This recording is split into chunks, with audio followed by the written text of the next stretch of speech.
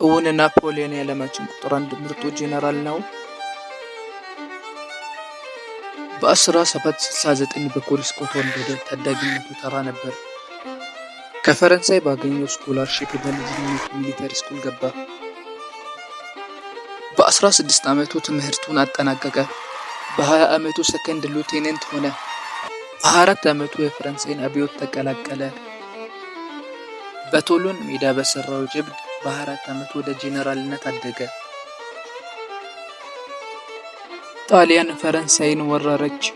ጣሊያንን በአንድ ዓመት ድል አደረገ። ወደ ግብጽም ዘመተ። የሱ ጀብድ በፈረንሳይ ሁሉ መወራት ጀመረ። በ30 ዓመቱ የፈረንሳይ መንግስት አገደ።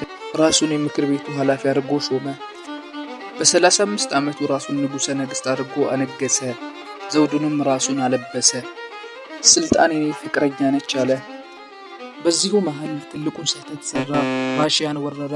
500,000 ሆነው ገቡ። 20,000 ሆነው ወጡ። በቃ ናፖሊዮን ደከመ። የኢሮፕ ነገስታቶች ፈረዱበት።